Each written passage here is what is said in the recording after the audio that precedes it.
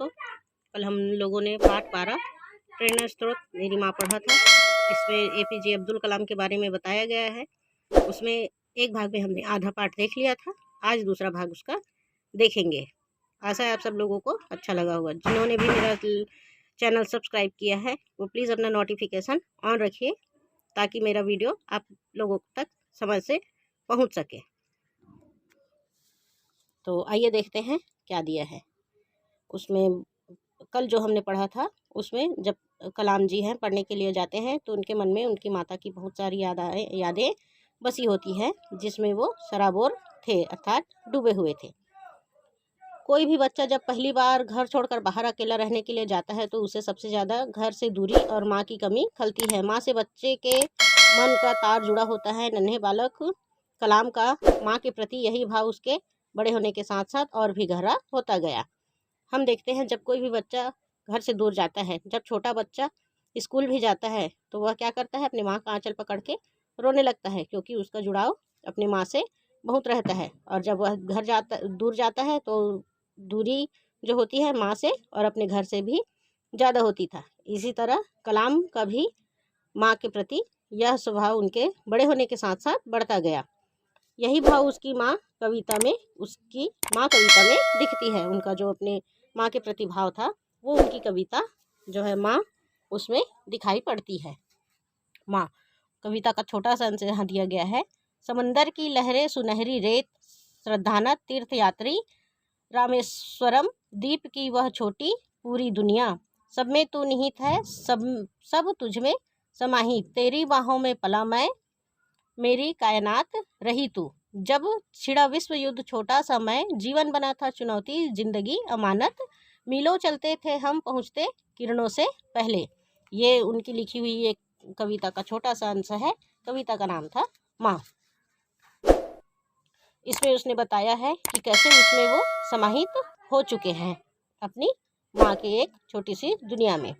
यह कविता उन्होंने तब लिखी जब उसकी माँ इस दुनिया में नहीं रही, और यह सच जाहिर करती है कि वे कलाम के महान कामों के पीछे प्रेरणा रही है। यह कविता उन्होंने तब लिखा जब उनकी माँ का देहांत हो चुका था। इस कविता से यह पता चलता है कि कलाम ने जो भी महान काम किए हैं उसके पीछे उनके माँ की प्रेरणा रही है। कलाम के बचपन को माँ ने कुछ इस तरह संवारा और प्रोत्साहित किया कि बाल मन के सभी सहज भाव डॉक्टर कलाम की प्रौढ़ावस्था में छलकते रहते हैं।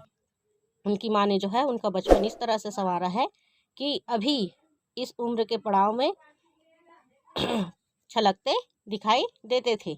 नई चीज़ सीखने के लिए वे हमेशा तत्पर रहते थे। उनके अंदर सीखने की भूख थी और पढ़ाई पर घंटों ध्यान देना उनमें से एक था। वह हमेशा नई चीज़ सीखने के लिए तत्पर रहते थे, उतावले रहते थे। उनके अंदर सीखने की भूख थी और वह घंटों पढ़ाई किया करते थे।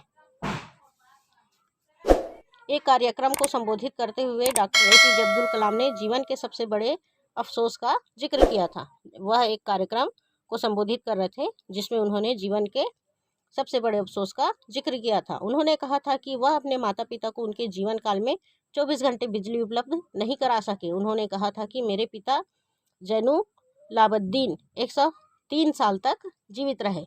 वह बताते हैं, एक भाषण में बताते हैं कि वह 24 घंटे सभी के घर में बिजली उपलब्ध नहीं करा सके। उन्होंने कहा था कि मेरे पिता जो है 103 साल तक जीवित रहे और माँ आसियाम्मा 53 साल तक जीवित रही। और उनकी माँ जो है कितने साल तक जीवित रही? 53 साल तक जीवित रही।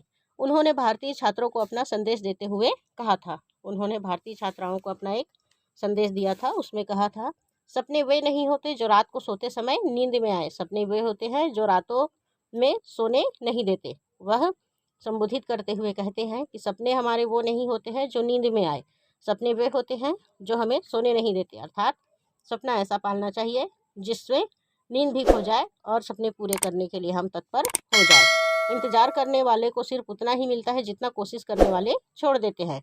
जो लोग इंतजार करते हैं उनको सिर्फ उतना ही मिलता है जितना कोशिश करने वाले छोड़ देते हैं। इसलिए इंतजार मत करो, आगे बढ़ो। प्रस्तुत लेख डॉक्टर एपीजे अब्दुल कलाम द्वारा लिखित पुस्तक विंग्स ऑफ फायर के हिंदी रूपांतरण से संकलित है।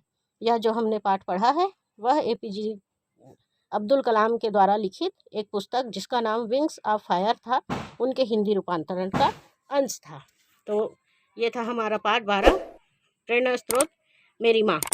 आज इसका दूसरा भाग खत्म होता है। इसके अभ्यास और प्रश्नोत्तरी हम अगले की वीडियो में देखेंगे। आज के लिए इतना ही। धन्यवाद। जय हिंद।